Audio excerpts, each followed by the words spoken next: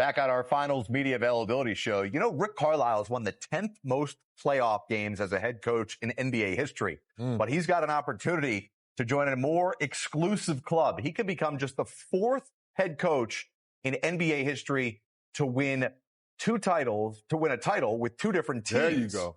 Man.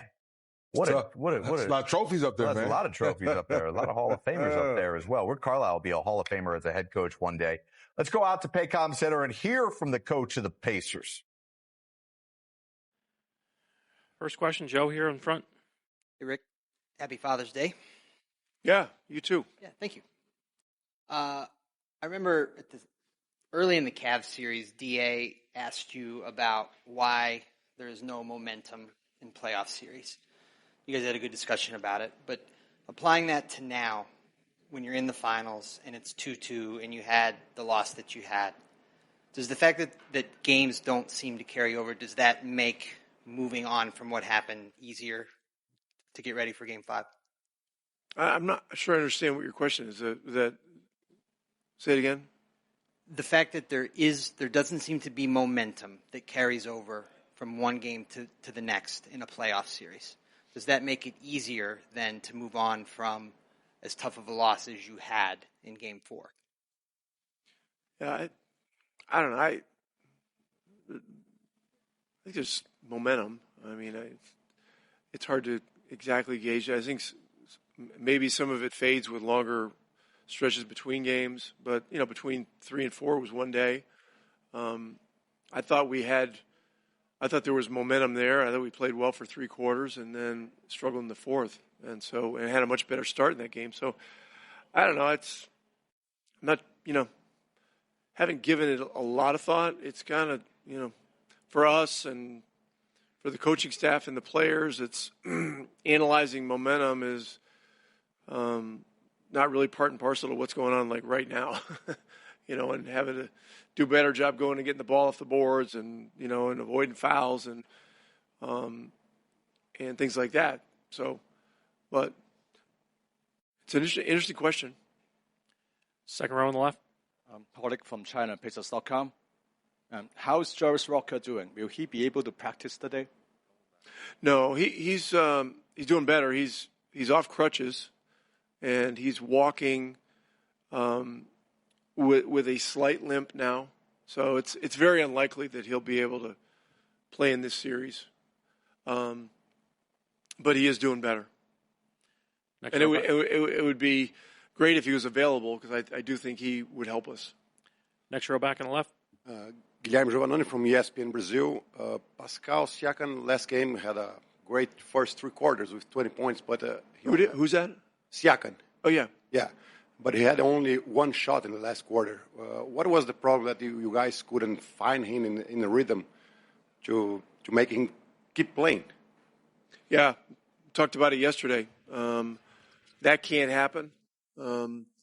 He's a guy that if we're not playing through him, he needs to touch the ball more. Problems that hindered us in the 4th quarter were inability to rebound the ball, unnecessary fouls. Those things have us taking the ball out of bounds after they score, or having to take it out after a free throw, and then they can really set their defense, and then the game becomes slower. So those doing better in those 2 areas, the rebounding and the fouls. I mean, that will help us, but it's a challenge. I mean, they put a lot of pressure on you in the 4th quarter. I mean, they've got some great players that cause major problems. Next row back. Hi, Coach. Tencent from China. So you were up double-digit at one point in the 3rd quarter and had control of the game for most part of the game, but in the 4th you were outscored 31-17, and then eventually you lost the game. How much does that kind of a loss affect the team mentally or physically, especially in the playoff series? And how much of a role do you think the officiating played in the last game? Well, I mean, tough losses are a part of a playoff series. And, it's just, if this was easy, I mean, they'd be pulling people off the street to play in the NBA Finals. And coach, it's just not, and do what you guys are doing. I mean, you guys are the best in the world. Everybody else here is perceived to be the best in the world at this moment. And so it's difficult, So, but you look at it, you take it for what it is, and it becomes pretty clear the things that you need to do to be better. And our job, as a staff, is to take those things, simplify them, communicate them in a simple, concise way, and so that we can do better. And so, that's it. As far as officiating, I think it's awful some of the things I've seen about the officiating, and Scott Foster in particular. I've known Scott Foster for 30 years. He's a great official. He's done a great job in these playoffs. We've had him a lot of times, and the ridiculous scrutiny that's being thrown out there is terrible, and unfair and unjust and stupid. On your right, Sam. Hi, Rick. Sam Amick, The Athletic.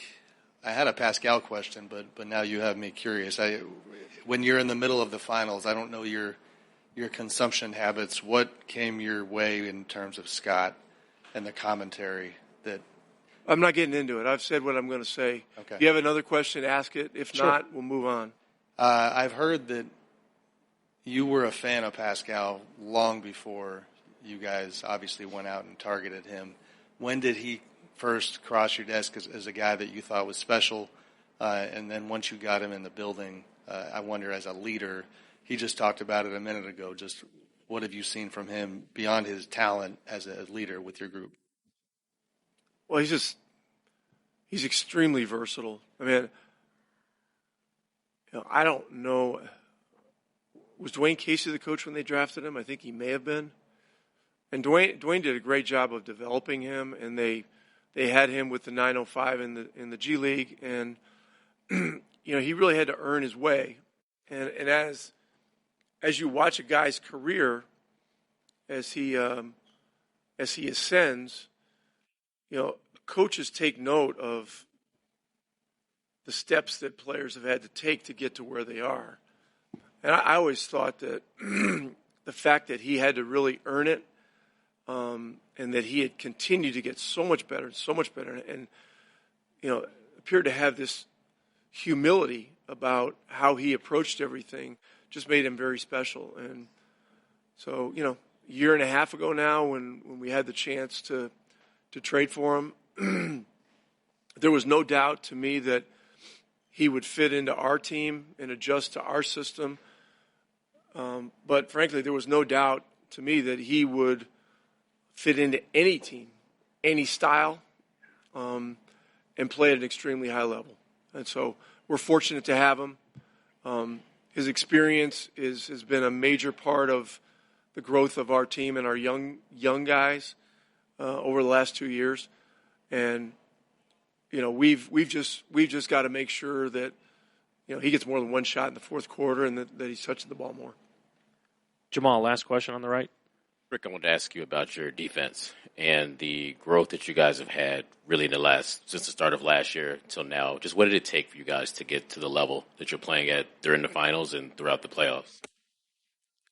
Well, at first it was a decision that this is important, and we had to get the players to co-sign on it, and they did, and we just went to work, and I mean, this was December of, I guess it was 23, when we kind of had that moment of, this offensive barrage is not going to hold up, which we were putting on the whole league, and so we went to work.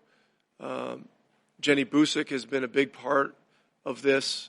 Her and Jim Boylan work our defensive stuff. Jenny's the one during games that is in charge of matchups, changing defenses, all kinds of stuff, and she's done an amazing job. And it's not just it's not just the coaching of it. There's a relationship building element that's absolutely critical to recruiting a group of players, young players, over to your way of thinking when it comes to something like defense. That, in today's age of young players and development, this is not something that players in the AAU level are leaning into, saying, I can't wait to get in there and do the shell drill, and do things like that, So we have exceptionally great guys on our team, as does Oklahoma. Oklahoma's been building their defensive thing, for many years now, and they've done a terrific job.